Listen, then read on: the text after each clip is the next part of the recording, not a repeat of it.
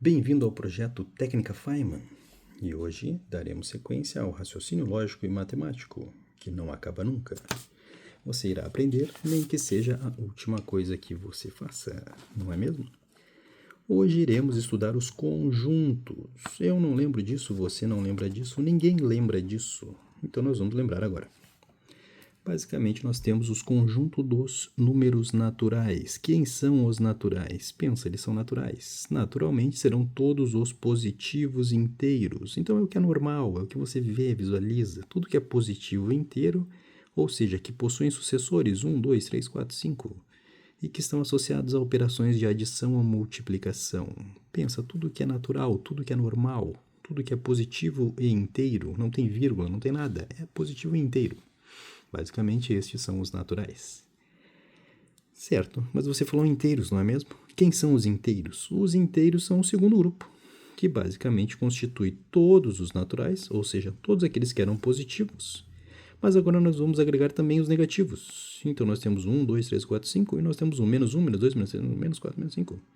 Então, basicamente, os inteiros correspondem aos naturais e os negativos. Só isso.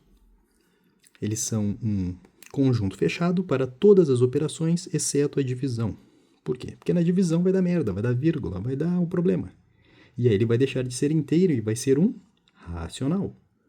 O conjunto dos racionais, portanto, ele é composto de frações e dízimas periódicas positivas e negativas. Por que positivas e negativas? Porque é oriundo dos inteiros. É de lá que vem.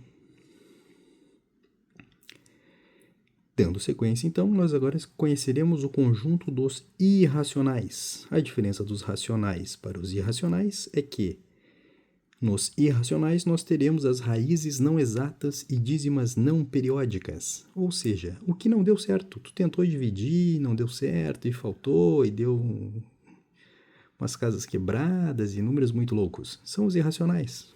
Simples assim. Então aqui nós temos as frações, positivas e negativas, dízimas periódicas, coisas organizadas. Pensa, organizado é racional. Desorganizado, imprevisível, uma bagunça, o pi é irracional. E, por fim, nós temos o conjunto dos números reais, que é basicamente o conjunto de todos os racionais, unidos com os irracionais. Estes são os conjuntos, que você não lembrava e nem eu.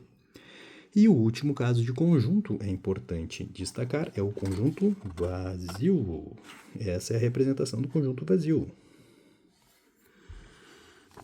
Ainda, esses conjuntos, eles apresentam relações de pertinência. Ou seja, se tiver um e, significa que um conjunto, que um elemento pertence a um conjunto. Porque o pertencer e o não pertencer, segundo estes códigos, eles se relacionam elementos e conjuntos. Perceba a diferença entre o está contido e o não está contido. É como se fosse o E, só que é um C.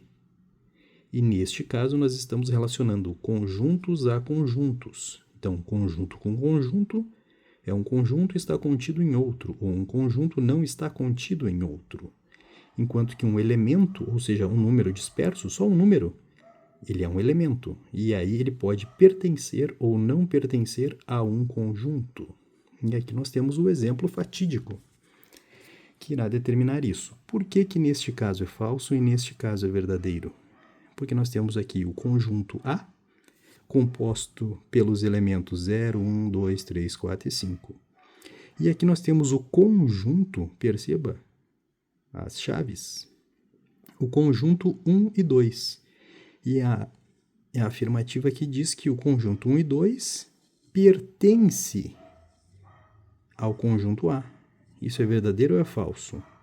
É falso. Por quê? Porque ele não pode pertencer. Quem pertence não é o conjunto, quem pertence é o elemento. O elemento 1 e o elemento 2 podem pertencer, mas quando eles estão representados por chaves, aí nós estamos diante de um conjunto. E um conjunto não pode pertencer a outro conjunto.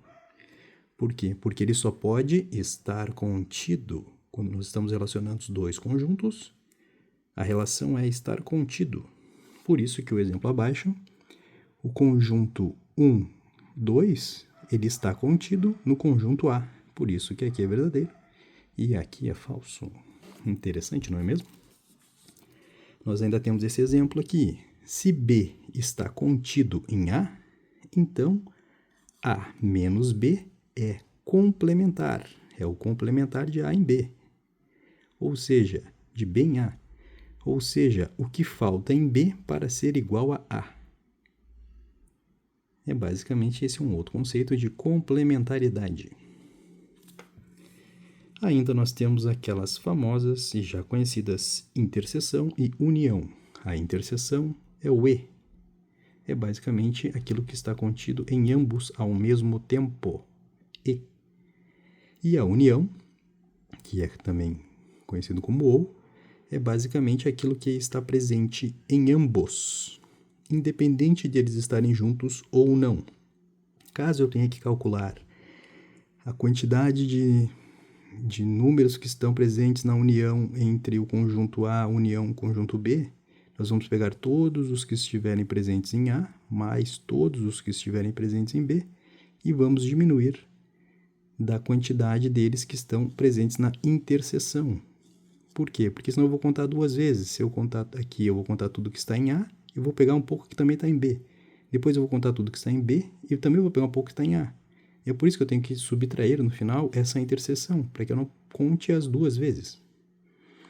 Então, essa fórmula serve para tudo. Para um conjunto que que existe uma interseção e para conjuntos que não existem interseção. No caso de conjuntos que não existem interseções, este valor aqui será 0. E este foi o estudo dos conjuntos.